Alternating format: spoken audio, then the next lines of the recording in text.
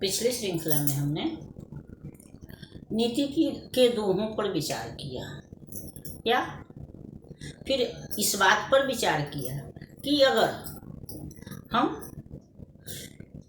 दूसरे की पत्नी को माता के समान, दूसरे के धन को मिट्टी के ढेले के समान और अपने समान सबको समझने लगे तो हमारे समाज में समरसता आ जाएगी, समानता आ जाएगी, ऊंची नीच का भेदभाव छूट जाएगा।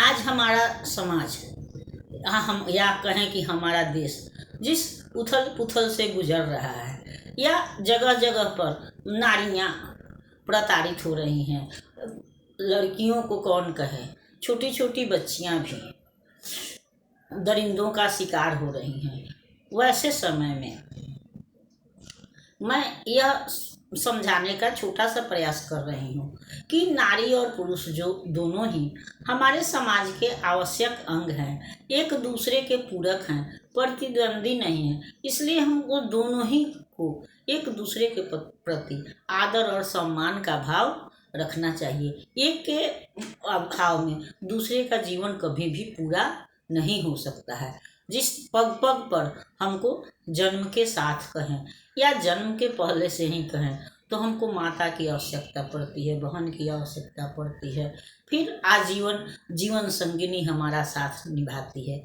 इसके अलावा भी अन्य क्षेत्रों में भी, चाहे वो डॉक्टर हो या शिक्षक हो या सारे क्षेत्रों में हमको हर जगह नारी की आवश्यकता पड़ती है। उसी तरह पुरुष के सहारे के बिना पुरुष के भी हमारा कार्य नहीं संभव है।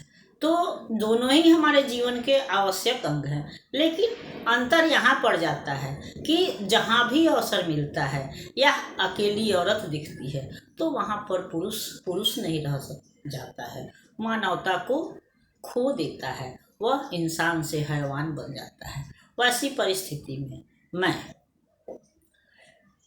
प्रसिद्ध साहित्यकार डॉक्टर हरिवंश राय बच्चन की रचना निशा निमंत्रण के माध्यम से यह बताने का प्रयास करना चाह रही हूँ कि जीवन में नारी का या पत्नी का क्या महत्व है, या जीवन साथी का क्या महत्व है, जो एक के अभाव में जब नहीं रहता है तो किस तरह से हमारा जीवन सूना सूना लगता है, या प्रकृति भी लगता है कि हमारे साथ साथ रो रही है, या हमारा मजाक उड़ा रही है, उपहास कर रही है। तो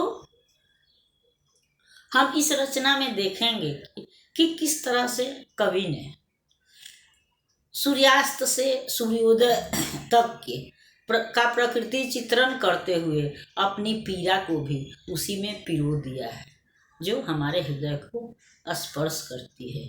मुझसे मिलने को कौन विकल, मैं हूँ किसके हित चंचल, यह प्रश्न शिथिल करता पग को, बढ़ता मन में विह्वलता है, दिन जल्दी जल्दी ढलता है। या मुझ में है देवत्व जहाँ पर, झुक जाएगा विश्व वहाँ पर न मिलेंगे मेरी भूलों को दुलराने वाले, बीते दिन कब आने वाले। तो इस तरह की हृदय स्पर्शी रचनाएं जो हैं, मर्म स्पर्शी रचनाएं जो हैं, इस पुस्तक में या इस रचना में आपको प्राप्त होगी।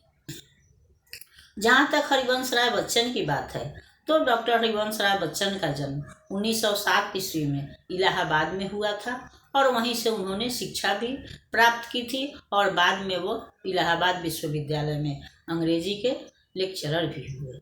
लेकिन बीच में गांधी जी के असहयोग आंदोलन में कुछ दिनों के लिए उन्होंने अपनी शिक्षा रोक भी दी थी और असहयोग आंदोलन में भी उन्होंने महत्वपूर्ण भूमिका निभाई और उसी समय में इनकी पत्नी श्यामा का भी देहांत हुआ। तो और तब उन्होंने अपनी भावनाओं को इस रचना के माध्यम से प्रस्तुत किया।